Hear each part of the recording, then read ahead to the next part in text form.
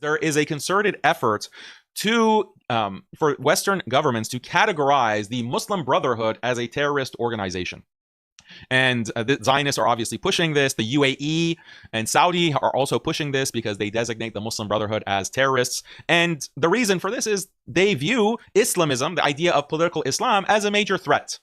Not only Zionists view it as a major threat because organizations like Hamas or the Islamic resistance, the Palestinian resistance in general, are Islamists. They want Islamic government, and that's part of the basis for their resistance against Zionist incursion, colonization, settlement, and genocide. But also independently, these GCC countries, like the UAE, like Saudi, like Bahrain, Qatar, and elsewhere, less so Qatar, they view Ikhwan al-Muslimin, the Muslim Brotherhood, as a threat to their rule, to their power, because they are monarchies. They have a hereditary basis for government rule, and they also have an agenda for secularizing their countries, allying increasingly with the United States and Israel, and this is contrary to Islamism. So they view any kind of Islamism as a threat to their power and their influence, and so they have made it illegal. Those kinds of parties or groups like the Muslim Brotherhood, they're illegal in the Gulf.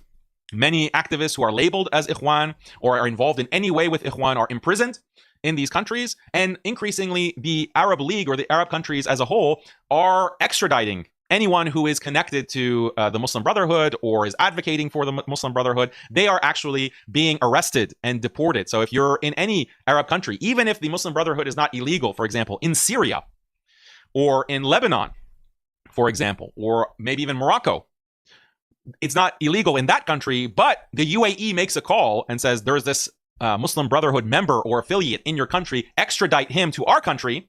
They are now complying with those extradition orders. So this is a clampdown on the Muslim Brotherhood throughout the Middle East. And they want to expand that to beyond their borders, to the West, because they view anyone in the West who is advocating for Islamism as a threat, as a danger. And for over a decade, since the Arab Spring, the UAE in particular and other Gulf countries have lobbied the United States, the United Kingdom, France, to designate Muslim Brotherhood as a terrorist organization, so that anyone who is labeled as Muslim Brotherhood, whether rightly or wrongly, they can be sanctioned, they can be put in prison, they can be debanked, they can be censored, they can be neutralized. This is the agenda that the Gulf has, and it's something that is aligned. The interests of the Gulf are aligned with Israel's interests, because Israel also views Sunni Islamism in particular, as well as Shia Islamism, as a major threat to their agenda for the Middle East and ultimately for the world. So unfortunately, now we see that these efforts are coming to fruition under the Trump administration. And this is something that was just discussed recently. Marco Rubio, the Secretary of State in the Trump administration, he gave an interview recently where he's talking about the efforts of the Trump administration to list the Muslim Brotherhood as a terrorist organization. And this was reported in the Jewish Chronicle and many other outlets, where Marco Rubio says that we are working on the legal basis to designate the Muslim Brotherhood as a terrorist organization, and it's taking a little bit of time because we want to make it as legally solid as possible, because we're going to be challenged in court and we want to be able to win in court to keep this kind of designation.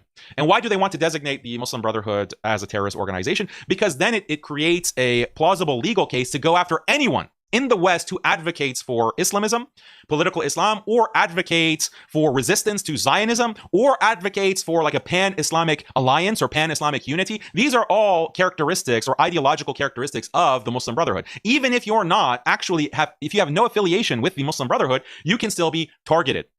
You can still be targeted with this kind of broad label, this broad designation. And what the Trump administration wants to do through the Department of Justice is to bring these types of charges to the political enemies of Zionism. So that includes me. That includes me. Why? Because I advocate a khilafah. I advocate for Islam as government. I advocate for pan-Islamic unity and alliance, even across sectarian lines. Obviously, I'm a big critic of Zionism and Jewish supremacy. So I personally will be affected by this kind of legislation or this designation that the Trump administration is working on. So once that goes through, then they're going to go to YouTube and they're going to say, look, you have someone who is affiliated with the Muslim Brotherhood. Why? Because Daniel is advocating for pan-Islamic alliance. Therefore, you need to, by legal order, you need to ban him off of your platform. All of these other social media platforms, X, Twitter/X, Facebook, Instagram, TikTok, whatever, you have to ban him and you have to censor him. At minimum, who knows what other kinds of charges they can bring. And this is the kind of work that this is kind of the censorship regime that the Trump administration is creating because of the directives of the Zionist state. So it's quite bleak, it's quite dire, the kinds of things that they ultimately want to do.